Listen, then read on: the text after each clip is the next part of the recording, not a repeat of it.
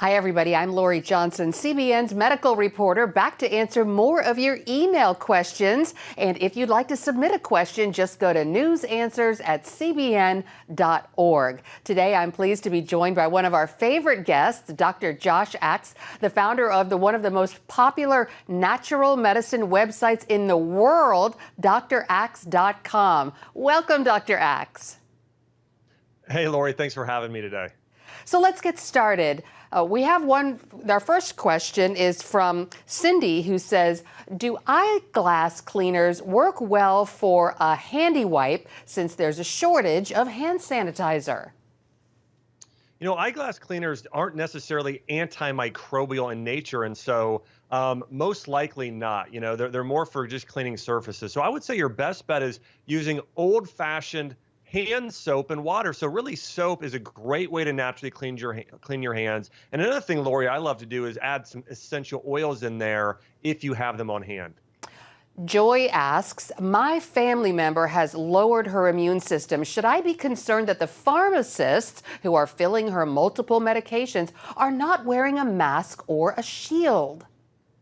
No, I wouldn't be too concerned about that. And truthfully, more things are passed through hand contact, or many things can be. And so either way, a mask would not solve that problem. I will say that most healthcare workers are very conscious of, their exposures at this point and are doing the best they can to, take care of themselves and make sure that they are not affected. Now, Susan wants to know, what if you think you had the COVID-19 virus in December and January?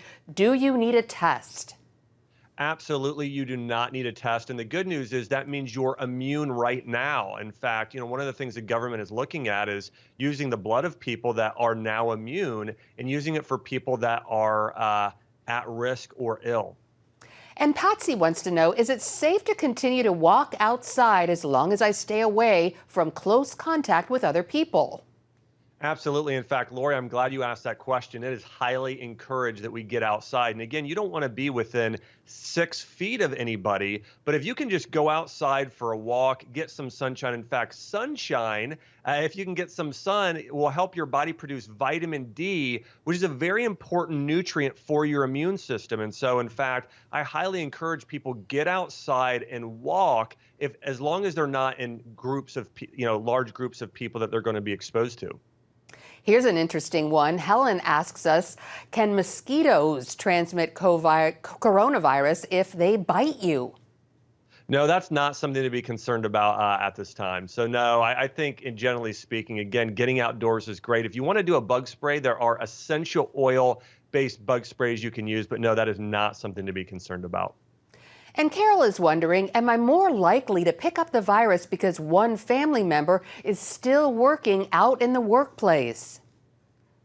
I would say that, your chance may go slightly up, but not by much. I think the big thing is, to remember, I think, is supporting your body's own immune system at home, eating healthy, taking the right vitamins and supplements, taking essential oil, keeping stress low. Stress is one of the biggest causes of immune-related issues today. So I would say the big thing that you should be concerned about with your families right now, the president and our leaders have asked us to stay away from groups of people, especially 10 or more. But in addition to that, we should all be focusing on strengthening our bodies. But I wouldn't worry about a family member who has been out and coming back home.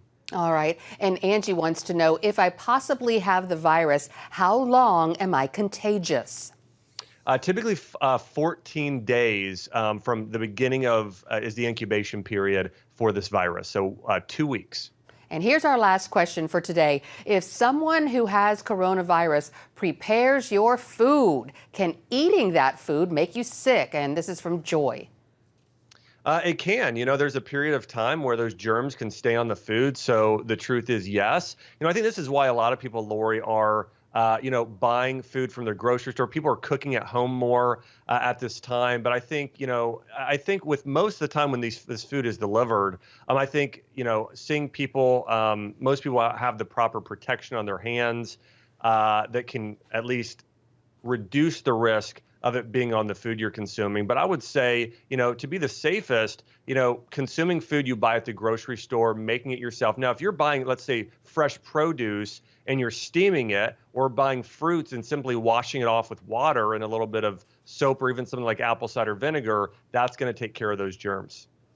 Well, that's all the time we have for now. Dr. Axe, thank you so much for your wisdom and insight into these very important matters. And folks, if you want to see more from Dr. Axe, his website is draxe.com. And thanks for watching. If you'd like to submit a question, just email us at newsanswers@cbn.org. God bless you, and we'll see you again next time.